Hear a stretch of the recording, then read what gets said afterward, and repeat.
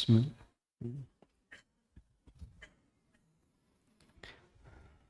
Assalamualaikum warahmatullahi wabarakatuh. Alhamdulillahi rabbil alamin. Alladzi bi ni'matihi tatimmu shalihat. Wa ashhadu an la ilaha illallah wahdahu la syarika lah. Wa ashhadu anna Muhammadan abduhu wa rasuluh. Salawatu rabbi wa salamu alaihi wa ala alihi wa ashabihi wa man sara ala nahjihi wastanna bi sunnatihi ila yaumiddin. Alhamdulillah, puji syukur kita haturkan kehadirat Allah Azza wa Jalla. Dialah zat yang berikan kemudahan bagi kita untuk bisa melakukan aneka rangkaian ibadah baik di bulan Ramadan maupun di bulan Syawal kali ini. Kita mohon kepada Allah Subhanahu wa taala semoga Allah menerima semua amal saleh kita. Allahumma taqabbal minna salihal a'mal. Insyaallah di kesempatan kali ini sebagaimana yang tadi disampaikan dalam pengumuman, kita mau mengangkat sebuah tema mereka yang merugi. Tema ini berasal dari panitia. Wallahu a'lam apa yang dimaksud oleh panitia karena belum ada briefing sebelum kajian dimulai. Jika yang dimaksud adalah mereka yang gagal ketika bulan Ramadan, barangkali tema ini sudah sering Anda dapatkan, yaitu orang-orang yang didoakan keburukan oleh Jibril alaihissalam dan diaminkan oleh Nabi sallallahu alaihi wasallam. Mereka yang ketemu Ramadan sampai Ramadan selesai sementara dosanya belum diampuni. Namun insyaallah di kesempatan kali ini saya mau mengajak Bapak Ibu untuk menyimak tafsir dari surat Al-Asr. Saya akan bacakan tafsir Ibnu Katsir secara lengkap untuk surat Al-Asr. Setidaknya Anda bisa mendapatkan tafsir Ibnu Katsir untuk surat Al-Asr khatam dari ayat 1 sampai selesai.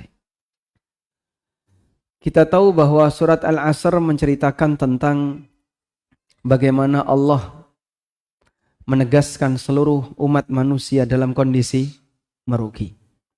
Kecuali beberapa hambanya yang memiliki sifat tertentu yang disebutkan di lanjutan ayat. Allah Subhanahu wa taala berfirman, "Wal 'asr innal insana lafi khusr illa alladzina amanu wa 'amilus salihati wa tawasaw bil haqqi wa tawasaw bis sabr." Ibnu Katsir mengatakan, surat ini termasuk surat Makkiyah dan mengenai pembagian Makkiyah dan Madaniyah, definisi yang lebih tepat pembagian Makkiyah dan Madaniyah itu karena perbedaan waktu turun, bukan karena perbedaan tempat turun. Semua surat atau ayat yang diturunkan sebelum hijrahnya Nabi SAW disebut Makkiyah. Dan sebaliknya, yang diturunkan pasca hijrahnya Nabi SAW disebut Madaniyah. Perbedaannya berdasarkan waktu, bukan berdasarkan tempat. Karena Nabi SAW mendapatkan Quran tidak hanya di dua kota ini. Tidak hanya di Mekah dan Madinah. Di Tabuk, beliau dapat Al-Quran. Di daerah-daerah yang lain terkadang turun Al-Quran kepada beliau. Baik ketika beliau sedang safar maupun ketika beliau sedang mukim. Mukim tapi di luar Madinah, misalnya di Kuba atau di daerah-daerah yang lain. Oleh karena itu, perbedaan Makkiyah dan Madaniyah yang lebih tepat bukan berdasarkan tempat. Karena kalau berdasarkan tempat nanti jadi terlalu banyak. Ada Makkiyah, Madaniyah, Tabukiyah, nah nanti apa lagi? Nanti Kubaiyah, terus Taifiyah, dan masih banyak yang lainnya. Kemudian Al-Hafidz Ibnu Katsir menyebutkan sebuah riwayat. Cerita tentang kejadian yang dialami oleh sahabat Amr bin As. Bahwa beliau pernah bertamu ke tempatnya Musailamah Al-Kadzab. Dan waktu itu Amr bin As belum masuk Islam. Musailamah itu sudah ada sejak zaman Nabi SAW. Dan dia sudah mengaku sebagai Nabi sebelum Rasulullah Sallallahu Alaihi Wasallam wafat. Tapi pengikutnya makin banyak setelah wafatnya Rasulullah Sallallahu Alaihi Wasallam. Karena dia menyampaikan kepada pengikutnya bahwa Muhammad dan Musailamah itu kongsi dalam kenabian. Ishtaraka fin nubuwah, kongsi dalam kenabian. Jadi kenabian itu seperti sebuah perusahaan, pemilik sahamnya dua, Muhammad dan Musailamah. Ketika Rasulullah Shallallahu Alaihi Wasallam wafat, maka pemilik kenabian tinggal satu orang, yaitu Musailamah. Makanya banyak yang meyakininya. Saat Amr bin As datang ke tempatnya Musailamah al-Kadzdzab, setelah diutusnya Rasulullah Shallallahu Alaihi Wasallam dan sebelum Amr masuk Islam, Musailamah tanya kepada beliau, "Madza unzila ala sahibikum fi hadhil muddah?" Dalam kurun waktu sekarang, dalam kurun waktu dekat ini, surat apa yang telah diturunkan kepada tetanggamu itu? Faqala, kemudian sahabat Amr bin As mengatakan, "Unzila alaihi suratun wajizatun balighah." Diturunkan kepada beliau satu surat yang ringkas tapi maknanya luar biasa. "Wa ma hiya?" tanya Musailamah, "surat apa itu? Gimana bunyinya?" Faqala, kemudian Amr bin As mengatakan, "Wal asri innal insana lafi khusr illa alladhina amanu wa tawasaw bil haqqi wa tawasaw bis sabr." Dibacakan surat Al-Asr. Dalam posisi sahabat Amr bin As belum masuk Islam. Sehingga ini menunjukkan bahwasanya orang kafir juga terkadang menghafal Al-Quran. Fafakara Musailamah Hunayha. Maka Musailamah merenung senak. Thumma qala, kemudian dia bilang, "Waqad unzila alayya mithlaha." Baru saja diturunkan kepadaku surat yang semisal dengan itu. Faqala lahu Amr, lalu Amr bertanya, "Gimana bunyinya?" Faqala, kemudian Musailamah mulai membacakan satu surat. "Ya wabar, ya wabar. Innama anta udunani wa sadr. Wasairuka hafzun naqr." Enggak tahu ini ya. Dia pakai seperti syair. Thumma qala kaifa tara ya Amr? Kemudian Musailamah tanya, "Menurutmu gimana wahai Amr?" Faqala lahu Amr, kemudian Amr bin As mengatakan, "Wallahi innaka la ta'lamu anni a'lamu annaka takdzib." Demi Allah wahai Musailamah, kamu itu tahu kalau aku pasti akan mengatakan kalau kamu pendusta. Kamu pasti tahu kalau aku akan mengatakan kamu adalah pendusta. Ayo. Dan ini salah satu di antara bukti bahwa Al-Quran tidak mungkin bisa ditandingi. Walaupun orang Arab bisa menyusun syair yang hebat, namun mereka tidak mampu untuk membuat yang semisal dengan Al-Quran, meskipun surat yang pendek. Selanjutnya, Jamal dimakan Allah. At-Tabrani meriwayatkan dari jalur Hammad bin Salamah, dari Thabit bin Abdullah bin Hisan. Beliau bercerita, "Kana ar-rajulani min ashabi Rasulillah sallallahu alaihi wasallam idzal taqaya lam yatafarraqa illa ala ay yaqra'a ahaduhuma 'ala al-akhar."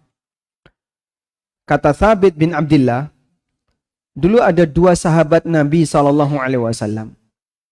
Setiap kali mereka ketemu, mereka tidak akan berpisah sampai salah satunya membacakan surat Al-Asr kepada yang lain.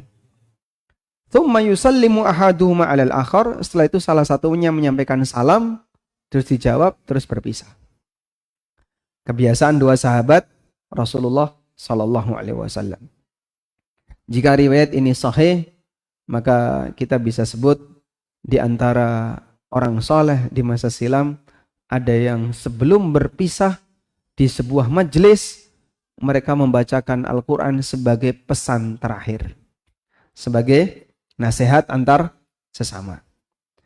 Karena majelis, kalau di situ tidak ada zikrullah, tidak ada salawat kepada Nabi Sallallahu Alaihi Wasallam, kana ala sahibihi tirah, maka akan menjadi sumber penyesalan bagi orang yang duduk di majelis itu kelak di yaumil qiyamah.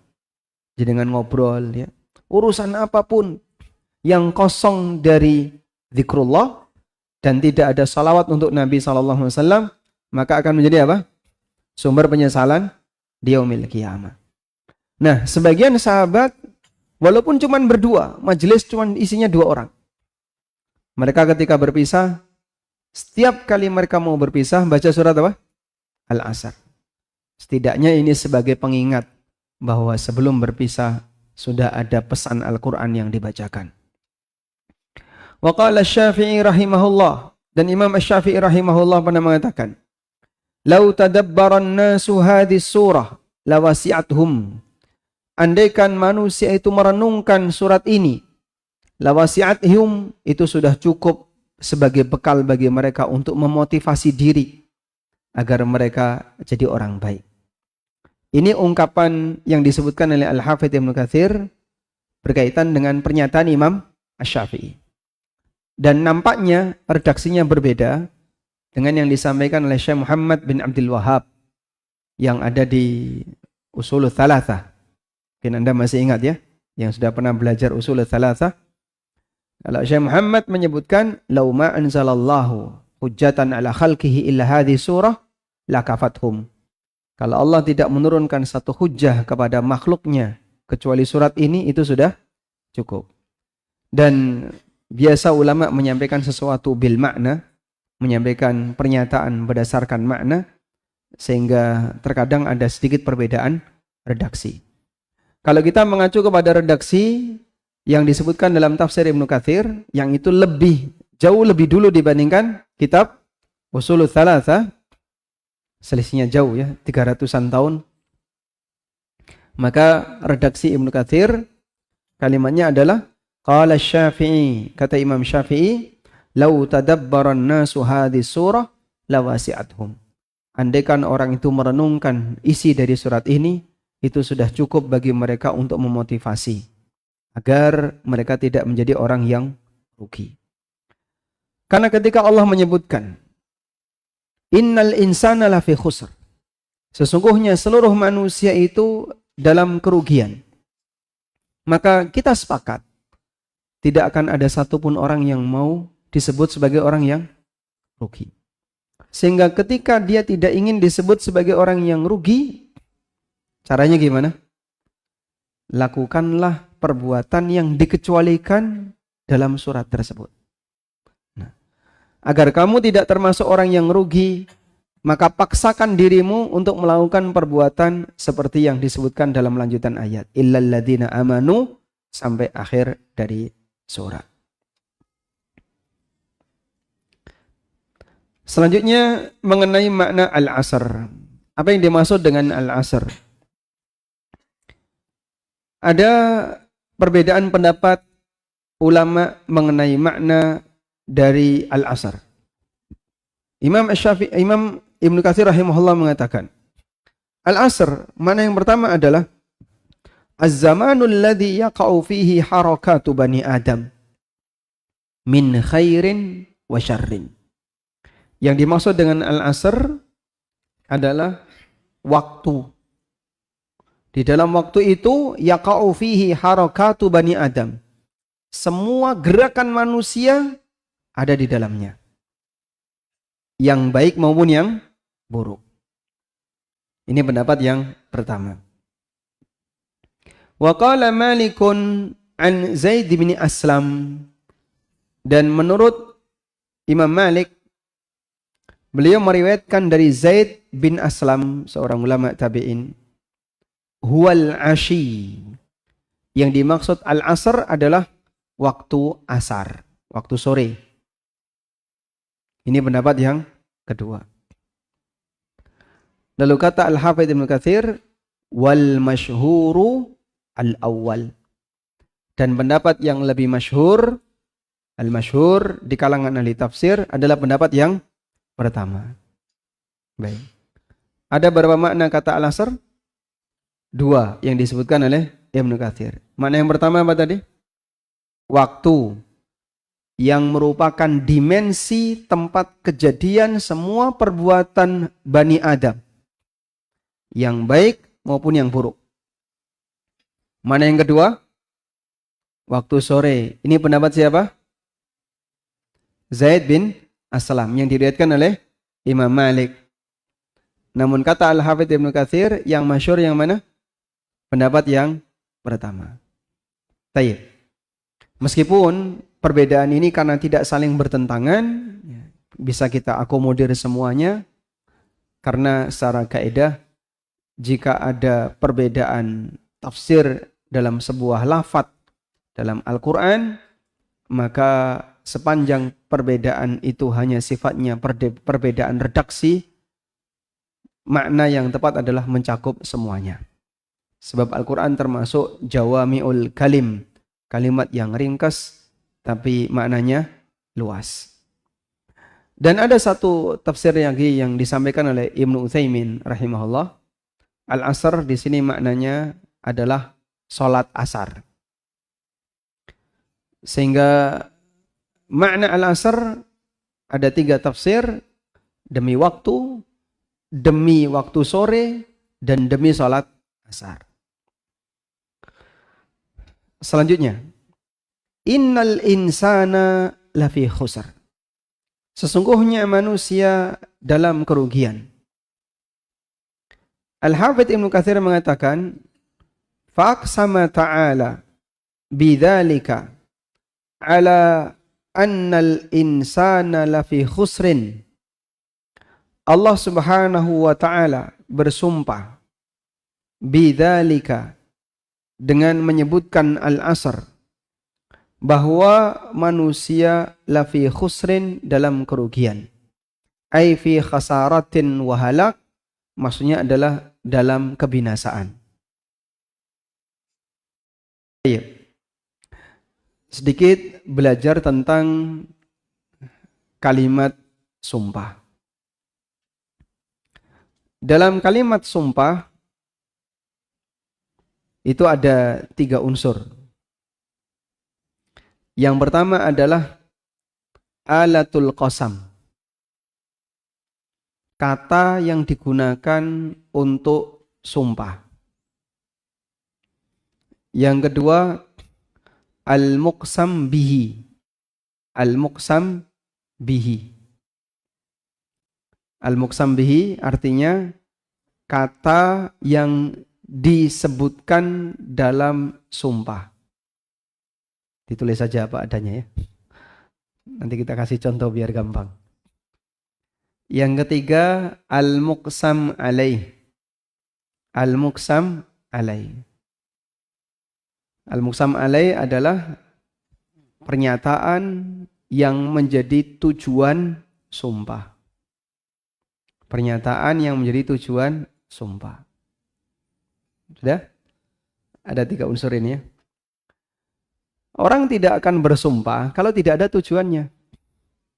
Ada orang datang, kondi wallahi. Takon itu kondi kok wallahi. Dari mana? Wallahi. Ngapain kamu ngomong wallahi? Pokoknya wallahi. Mungkin gak kayak gitu? Tidak mungkin. Begitu ketemu wallahi, wallahi, wallahi, wallahi. Wallahi itu bukan dzikir. Sehingga jangan dibuat kalimat dzikir. Syekhul Islam menyebutkan Allah saja itu tidak dzikir yang sempurna. Karena tidak ada unsur pujian. Makanya kalau ada orang dengerin Quran, begitu berhenti di satu ayat, Allah. Sampai ini ngopo? Ya dzikir. Kalau dzikir ya ditambahi. Allah apa misalnya? Allahur Rahim, Allahur Rahman. Nah, itu baru berisi pujian. Alhamdulillah, Allahu Akbar. Tapi kalau Allah saja, itu sama dengan nyebut nama, tapi tidak ada pujian. Bejo, bejo apa? Titik-titik, tidak ada. Cuman bejo, bejo, bejo, bejo. Beda dengan bejo, pinter, bejo, pinter. Pujian ya. Baik. Karena itu, sebatas menyebut kata Allah, tidak ada unsur pujian. Kembali ke tadi ya. Ada muqsam, ada alatul qasam, ada muqsam bihi, ada muqsam alaih. Alatul qasam, kata yang dipakai untuk sumpah. Dalam ayat ini Allah menggunakan kata wa. Allah menggunakan kata wa. Yang dipakai untuk sumpah bisa wa, bisa bi, billah, bisa ta, tallahi, wa bi'izzatika la'ughwiyannahum ajma'in. Sumpahnya siapa itu? Ya? Iblis. Ya, di situ sumpahnya pakai huruf apa? Bi. Ini namanya apa? Alat qasam. Kata yang digunakan untuk sumpah. Tallahi la'akidanna asnamakum ba'da an tuwallu mudbirin. Kalimat siapa ini? Ibrahim. Sumpahnya pakai ta. Tayyib. Selanjutnya ada al-muqsam bihi, kata yang disebutkan dalam sumpah. Nah, yang disebutkan dalam sumpah dalam ayat ini adalah al-asr. Demi al-asr. Baik. Kemudian ada al-muqsam alaih. Umumnya muqsam bihi dengan muqsam alaih itu ada hubungannya. Umumnya ada hubungannya. Sehingga kenapa Allah bersumpah demi waktu untuk menyatakan semua manusia rugi. Tujuan Allah bersumpah apa? Untuk menyatakan innal insana lafi khusrin. Sesungguhnya manusia dalam kerugian. Sudah? Baik. Sekarang coba perhatikan kalimat berikut ini ya. Wadduha wal-laili idza saja ma wadda'aka rabbuka wa ma qala. Sudah? Baik. Alat sumpahnya apa? Hah? Wa. Wadduha. Alat sumpahnya apa? Wa. Muqsam bihinya apa? Ad-duha dan al-lail. Muqsam alaihnya. Muqsam alaihnya. Ma wadda'aka rabbuka wa ma qala. Wadduha, demi waktu duha. Wal-laili, demi waktu malam. Idza saja, apabila telah gelap. Sudah? Allah bersumpah demi waktu duha, demi waktu malam. Untuk menyatakan apa? Tujuan semuanya apa? Untuk menyatakan ma wadda'aka rabbuka. Rabbmu tidak pernah meninggalkanmu. Apa hubungannya? Siang maupun malam, baik waktu duha maupun waktu malam, duha yang terang, waktu malam yang gelap, Allah tidak pernah meninggalkanmu. Sehingga Allah bersumpah dengan ad-duha dan al-lail. Yang ayat ini turun, surat ad-duha itu turun setelah mengalami zaman apa? Kekosongan wahyu yang cukup lama. Sampai Ummu Jamil, istrinya Abu Lahab, mengatakan, laqad tarakahu syaitanu. Muhammad telah ditinggalkan oleh setannya. Maksudnya Jibril alaihissalam. Maha suci Allah dari apa yang diucapkan oleh Ummu Jamil. Tayyib. Sehingga innal insana lafi khusran di sini statusnya sebagai apa tadi? Muqsam alaih. Allah bersumpah demi waktu untuk menyatakan sesungguhnya seluruh manusia dalam kerugian. Kemudian Allah Subhanahu wa taala menyebutkan pengecualiannya.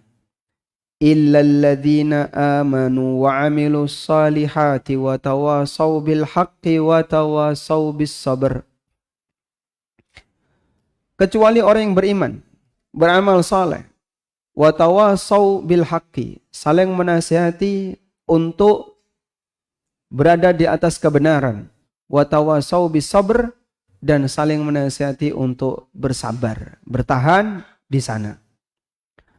Al-Hafidz Ibnu Katsir mengatakan, "Fastasna min jinsil insani anil khusran." Lalu Allah mengecualikan manusia yang tidak mengalami kerugian.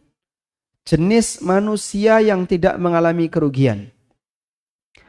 Alladzina amanu biqulubihim, yaitu orang-orang yang beriman dengan hati mereka. Wa amilus salihati bijawarihim, dan melakukan amal saleh dengan anggota badan mereka. Maka alladzina amanu itu mewakili amal batin, wa amilus salihat mewakili amal lahir. Alladzina amanu mewakili amal batin, wa amilus salihat mewakili amal lahir.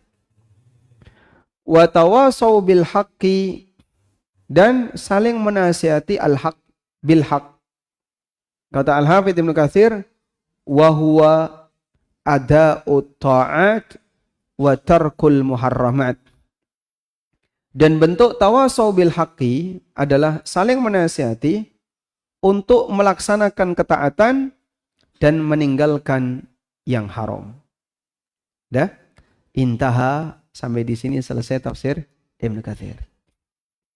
Sehingga beliau kasih penjelasan tidak rumit-rumit, mudah untuk dipahami, bahwa inti dari ilal ladzina amanu adalah mewakili amal batin, wa amilus salihat mewakili amal lahir. Selanjutnya tawasau bil haqqi adalah saling menasihati untuk taat kepada Allah, menunaikan ketaatan dan menjauhi apa yang diharamkan oleh Allah Subhanahu wa taala. Bahasa lainnya apa? Mendakwahkan, mengajarkan. Baik. Dan ada tafsir yang lebih komplit yang disampaikan oleh Syekh Muhammad bin Abdul Wahhab.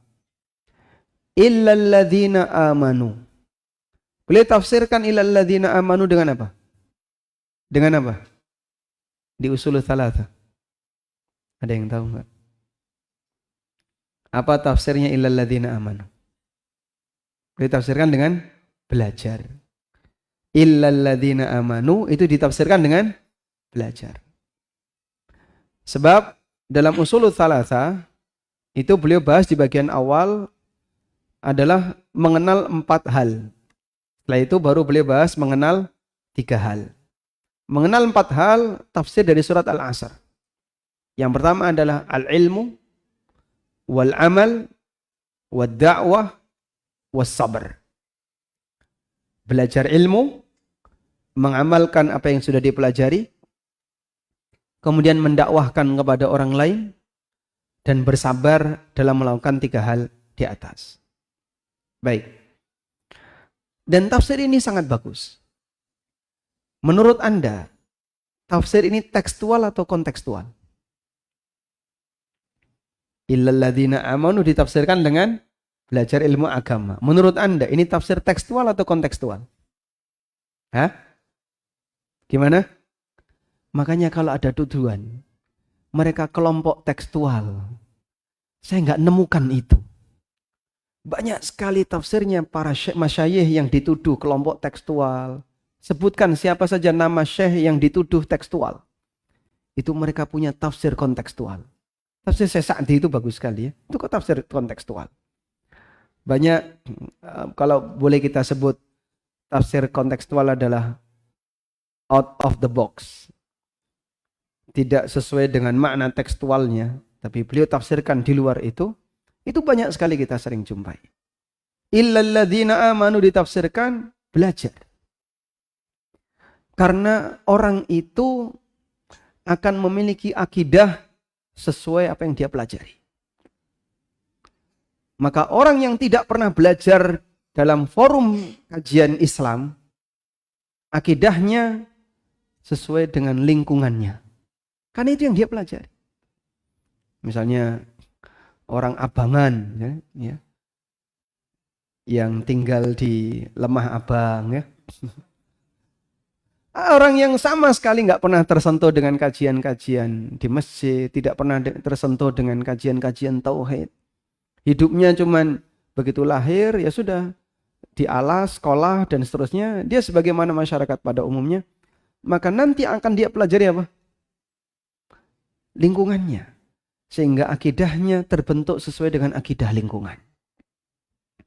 Karena keyakinan seseorang itu mengikuti apa yang dia pelajari.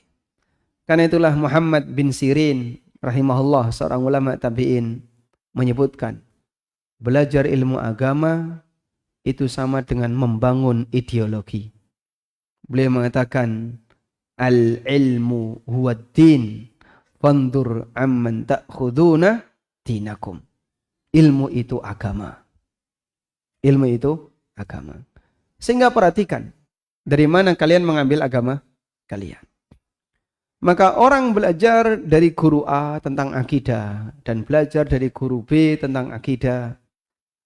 Ketika A dan B ini punya akidah yang berbeda, masyarakat yang belajar dari guru A dan masyarakat yang belajar dari guru B nanti akan mendapatkan hasil yang berbeda. Sebab keyakinan kita sesuai dengan apa yang kita pelajari. Kita bersyukur kepada Allah ketika Allah memberikan kita bimbingan seorang guru ahlu sunnah atau para guru ahlu sunnah, sehingga setelah kita masuk Islam kita diberitahu apa saja yang harus kita yakini dengan benar. Sebagaimana pesan yang disampaikan oleh Ayyub As-Sikhtiyani, beliau menyebutkan nikmat Allah yang terbesar setelah Allah berikan hidayah seorang hamba untuk masuk Islam adalah diberi guru yang baik. Seperti Anda masuk ke sebuah lorong.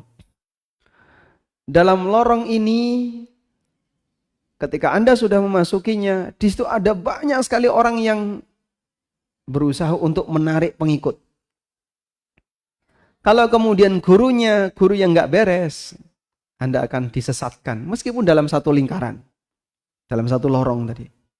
Tapi kalau Anda menemukan guru yang baik, Anda akan diperkenalkan bagian mana yang harus kamu kunjungi sampai kita bisa keluar dari lorong ini dengan selamat. Tayyib. Selanjutnya, wa'amilus salihat, beramal saleh. Ditafsirkan oleh Syekh Muhammad dengan apa?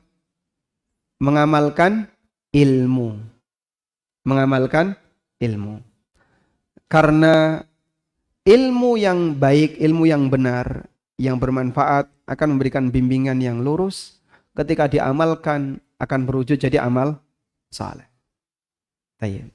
Sudah masuk Isya.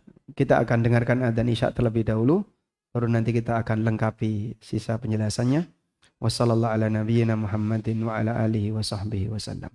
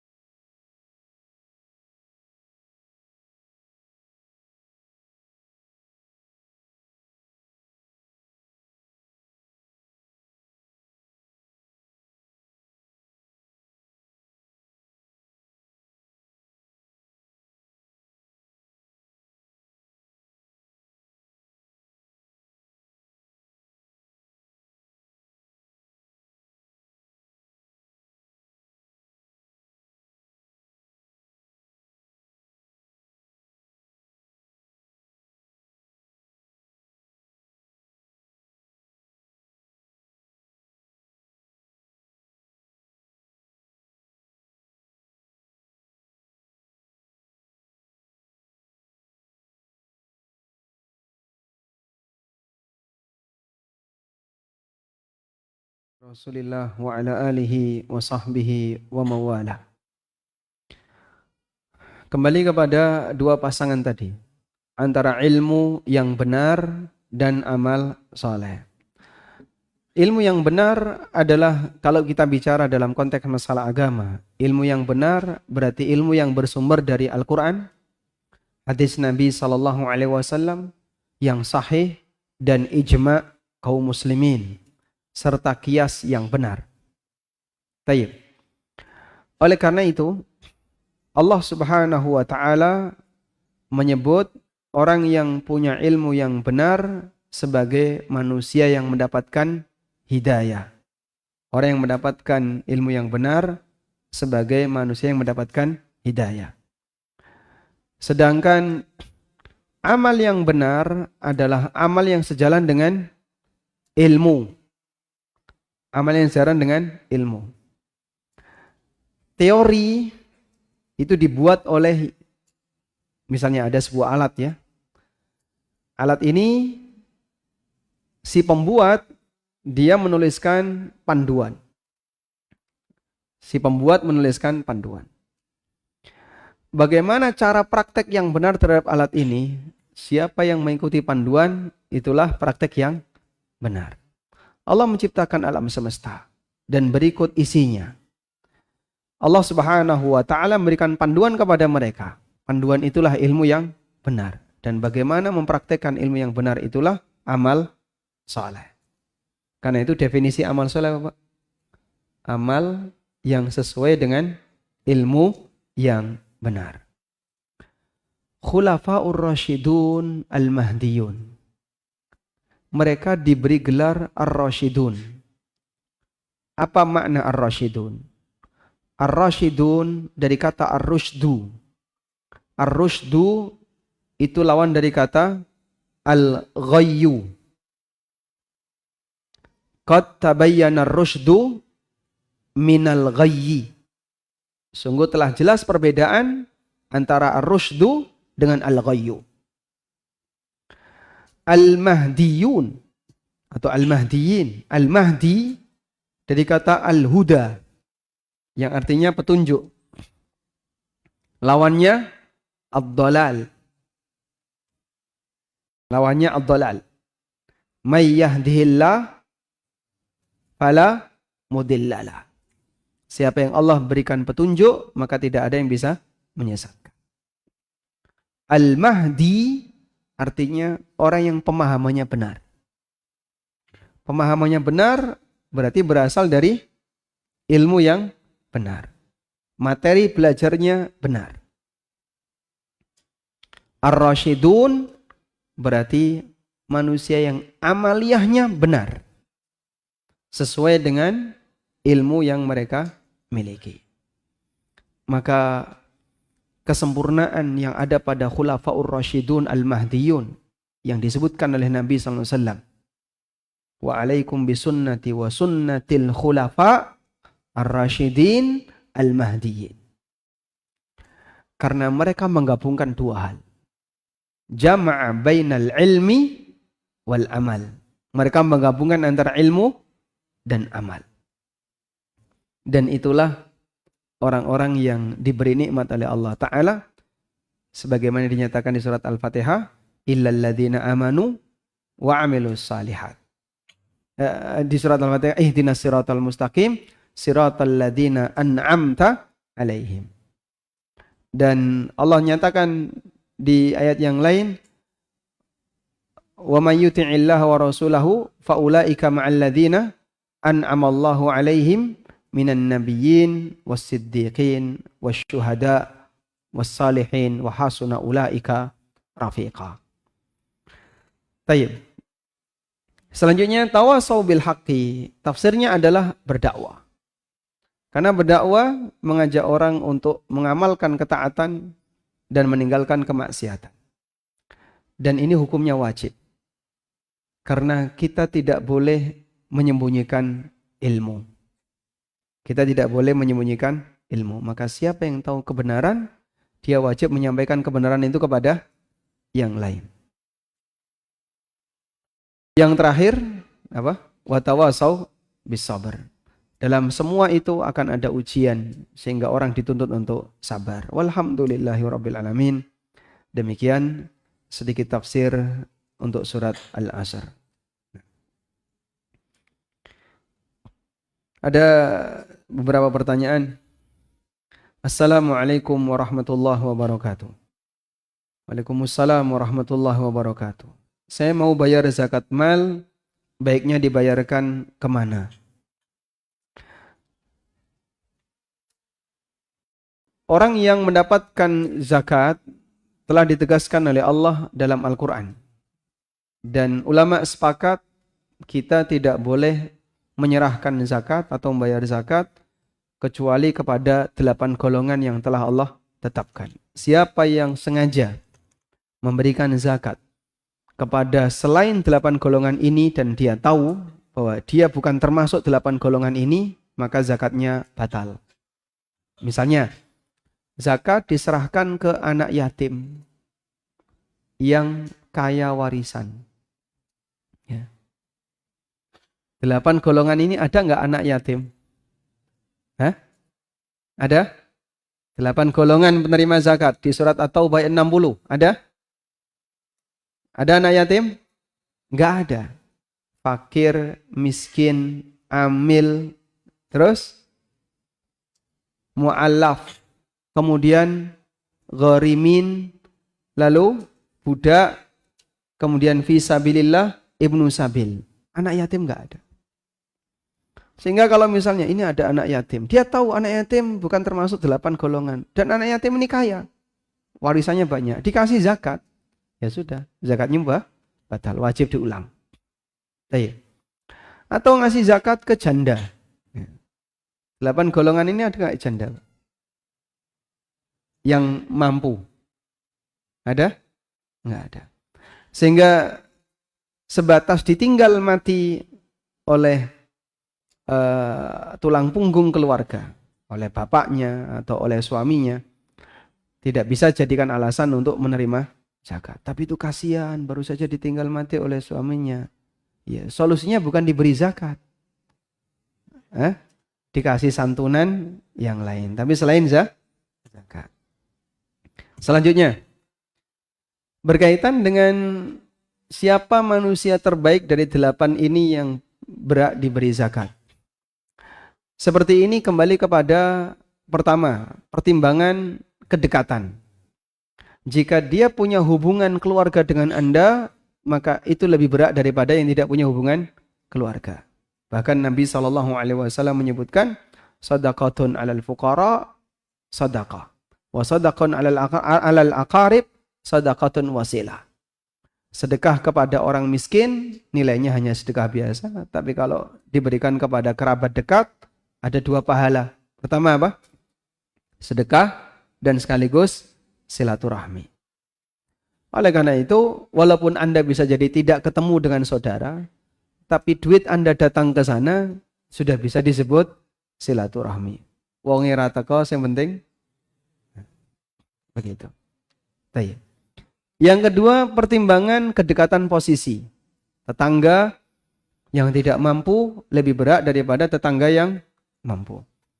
Yang ketiga, pertimbangan kesolehan. Orang yang soleh lebih berat dibandingkan yang tidak soleh. Karena zakat salah satu di antara media yang bisa digunakan untuk berdakwah. Sehingga bisa digunakan untuk membantu orang agar semakin baik hidupnya, semakin baik ketaatannya dengan diberi harta zakat. Nah, kalau 3 ini terkumpul, wis tonggone, keluargane wonge apik, soleh. Nah, ini yang paling berat. Sehingga Anda bayar zakat ke 1 orang ini langsung bleng 50 juta, silahkan. Boleh? 50 juta. Boleh memberi zakat untuk nilai yang besar. Nah, kemudian ulama beda pendapat. Nilai yang besar itu berapa? Ada yang menyebutkan selama nilai besar itu tidak membuat dia jadi muzaki, boleh. 50 juta belum jadi muzaki.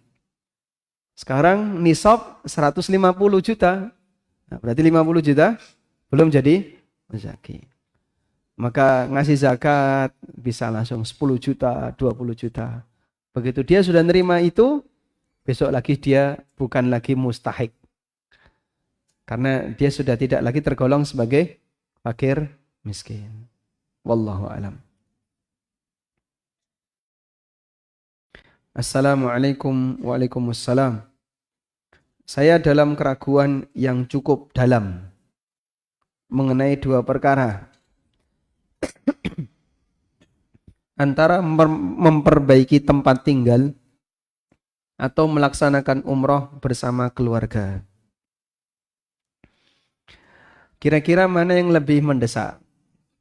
Jika posisi tempat tinggal Anda kalau tidak diperbaiki membahayakan nyawa Anda dan keluarga, maka Anda bisa gunakan dana itu untuk memperbaiki tempat tinggal.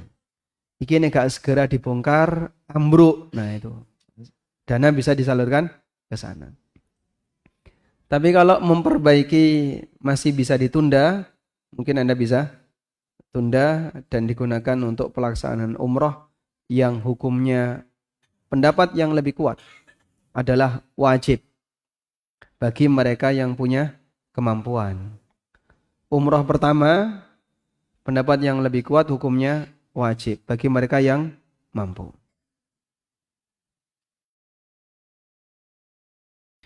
Jika saat ini saya ada uang senilai 6 juta, namun itu dari hasil penarikan jam sostek ketika saya kerja di perbankan. Apakah uang ini bisa saya pakai untuk keperluan keluarga atau tidak boleh? Baik. Pensiunan untuk orang yang bekerja di tempat yang terlarang, seperti perusahaan khamr, atau perusahaan-perusahaan yang semisal termasuk juga perusahaan riba, para ulama menegaskan nilai pensiunan itu termasuk bagian dari gaji yang tidak boleh diambil. Nah, selanjutnya saya tidak punya sumber pendapatan apapun selain itu. Dan tidak ada anak yang ngasih nafkah. Karena kan gantian ya. Anak waktu kecil dinafkahi orang tua, ketika orang tua sudah nggak produktif dinafkahi oleh anak. Seharusnya seperti itu. Nah, ketika Anda tidak ada sumber nafkah apapun, ya adanya hanya dari pensiunan itu. Berarti posisi Anda kalau tidak mengambil itu sebagai orang miskin. Maka harta haram itu disalurkan untuk orang miskin. Nah, kalau Anda termasuk di sana, berarti Anda berhak untuk mengambil sebagian. Demikian yang difatwakan oleh Ibnu Qayyim dan sebelumnya dari Abu Hamid Al-Ghazali. Bahwa orang miskin yang punya harta haram, dia sendiri butuh sebagai orang miskin. Maka dia boleh mengambil sesuai kebutuhan dia. Selebihnya dia bisa serahkan kepada orang miskin yang lain. Wallahu a'lam. Assalamualaikum warahmatullahi wabarakatuh. Waalaikumsalam warahmatullahi wabarakatuh. Ini ada pertanyaan tentang mengapa meninggalkan sholat asar dengan sengaja lebih berat dosanya daripada sholat yang lain. Karena sholat asar ada penekanan. Yang pertama, Allah Ta'ala berfirman, Hafidhu ala salawati was salatil wusta wa qumu lillahi qanitin.